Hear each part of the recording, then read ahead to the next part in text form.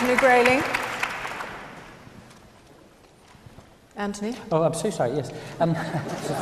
Lost in thought for a moment there. I think it's perfectly clear from the conversation that we've had among us this evening that to do good, to be good, to want the good, to want it to prevail, you don't have to be anything. You don't have to be a subscriber to Hinduism or the Olympian gods or the Norse gods or anything.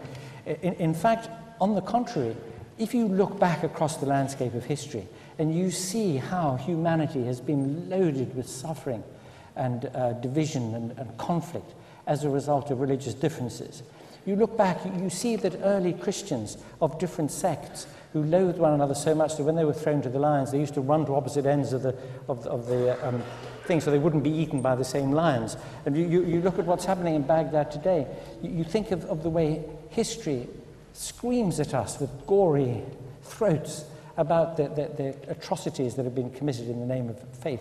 And you ask yourself, isn't it the case that these very natural, very warm feelings that human beings can have for one another when they know one another individually, and it becomes impossible to generalize. I mean, if you know somebody from another nation or another culture, another ethnicity, you know somebody well personally, it's very, very hard to continue to generalize, to accept the sorts of divisions that people want to impose because of labels, because of the identities that they choose for themselves.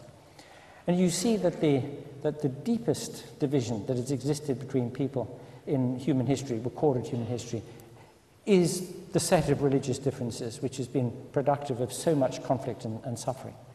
And you think of that and you move to the individual sphere. You think of the teenager who is anxious because his private feelings may be leading him into sin, or he's done something that may damn his immortal soul because he's been told that it will. You think about the torment of that. So on every scale, you can think of ways in which religion, religious belief, religious hegemony, religious oppression has stood in the path of the good. And we know from the historical record how organized religious bodies have resisted tooth and nail every inch of progress that's been made in science. Look at the history of the modern West, for example, since the Reformation. The desire to increase the liberty of the individual against the desire of religion supporting absolute monarchy to keep control over individuals. The idea of the secret policeman who sees what you do in the dark, it's a wonderful instrument of control over people's minds. And what has been sought in the period of time that has elapsed since the Reformation has been an increasing margin of discretion for individuals to make their own choices, make up their own mind, and to live a life which is free of those trammels, in which their imagination and their will is not loaded down with ancient stories that come from the infancy of humankind. Would we be better off without religion? So much better off if only we could breathe the free air of our personal liberty, our choice, our freedom to love one another as human beings and cooperate with one another, not because of labels, not because we don't want to go to hell, but because we choose to.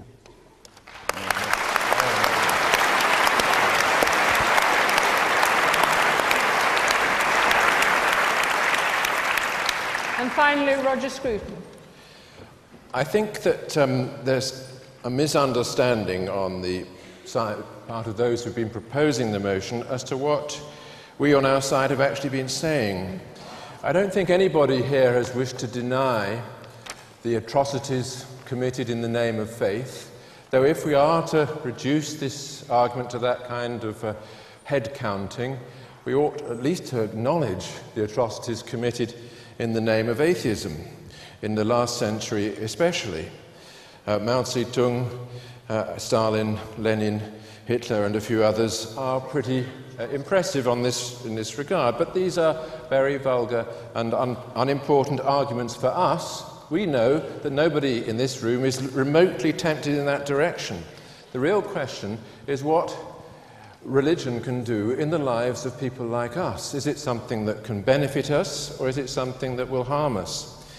Now, I think Professor Dawkins is absolutely right to say that religion does not produce the moral and aesthetic emotions that so many of us value. It is not at least the only producer of those things. They lie deep in human nature, perhaps alongside the religious urge, but separable from it. The question is, having been separated, do they have the same chance of survival? Now, my view is that this question is not about the truth of any particular religion, and I don't think that the question of the truth of religion is a scientific question anyway. It's a question, as Thomas Aquinas recognized, of the ultimate dependence of existence, of being, on some ground or some final explanation. But I don't think the question is about truth. The question is about whether our religious feelings, which undeniably exist, can be focused rightly or wrongly, and if they're focused rightly, whether they produce the kind of redemptive effect in our experience that religious people claim. And I would say that if focused rightly on the creator of the universe, who created it out of all-embracing love, then they will always reflect well in our individual lives. Thank you, Roger.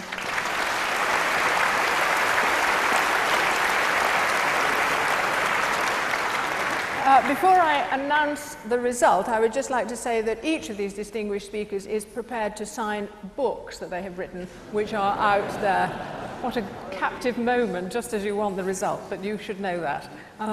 Also, I would, before you all rush off the moment I've given the result, say how grateful we all are for hearing this debate tonight. Thank you.